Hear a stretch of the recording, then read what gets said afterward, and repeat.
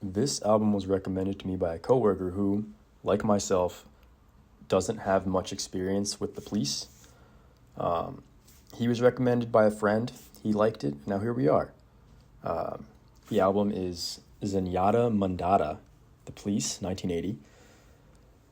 I'm vaguely familiar with The Police and Sting. I think he's got a very unique voice, and the way they create music as a whole is a really cool hybrid of reggae, Euro rock that I'm not really used to. I think it's an incredibly interesting sound, especially from the era of experimentation in music. I'm not big into 80s music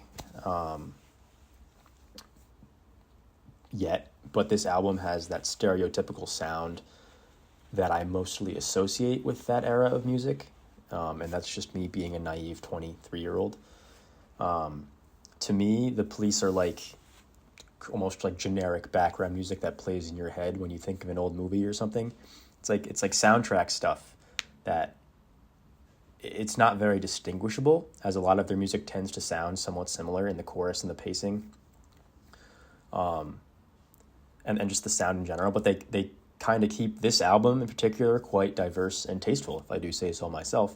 And that's one of the things me and my coworker agreed on today, is that we don't listen to the Police really, and haven't ever really tried to get into it. But the more you listen to it, the more you might recognize some of the songs and the sounds from various pop culture references, and how much of an anchor they had in that genre and that time. I would say for my first Police album, it's a mixed bag. It has some interesting guitar solos, some interesting instruments. It's very, very sporadic. There's lyricless filler songs and very questionable themes, especially in the first song, which I thought was "Don't Stand So Close to Me," which is a very popular song. Never heard of it. Apparently it's very popular, and I'm an idiot, but strange song. Very strange album. It's a freaky little album, I'd say. It's like just 38 minutes of like freakishness, and what I can only assume as being somewhat experimental for the group, because they've been around for a couple years before this album came out in 1980. My raw reaction is that it's a 7.9 out of 10. That's somewhat low, but it has plenty of replay value and a chance to make it into my classic rock playlist with a lot of the songs. I think as I listen to it more, this rating will definitely go up.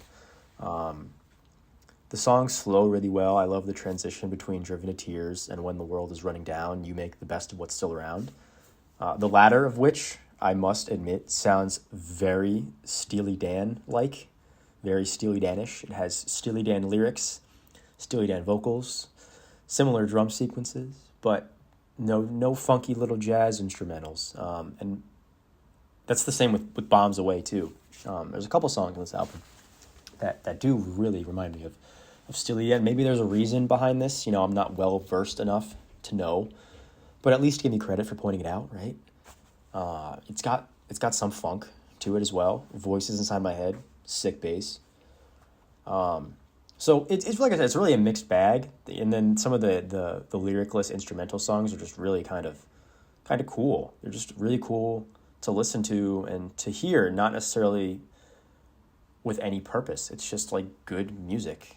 It just sounds good, sounds interesting. It sounds new to me.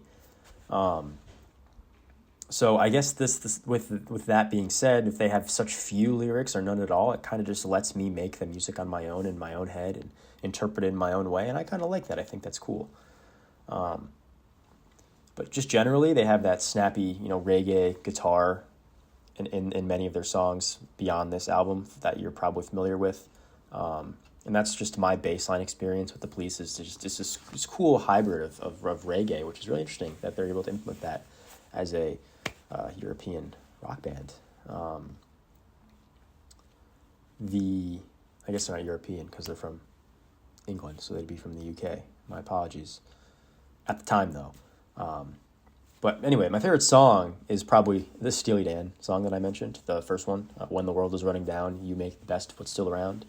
Like, that's just a Steely Dan title, right?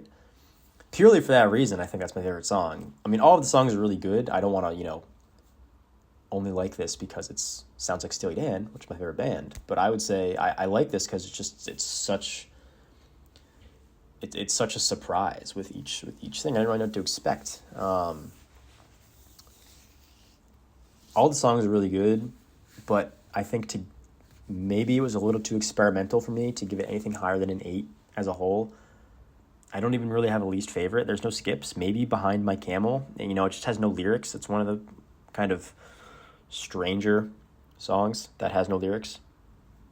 But individually, like if you take each song as its own little thing and respect the transitions that they have in between some of the songs, it's really good. It's good stuff. I know I'm very late on this, about 45 years too late on this, but don't get mad at me for being too young. I'll definitely be listening to more of The Police as I slowly get accustomed to 80s music.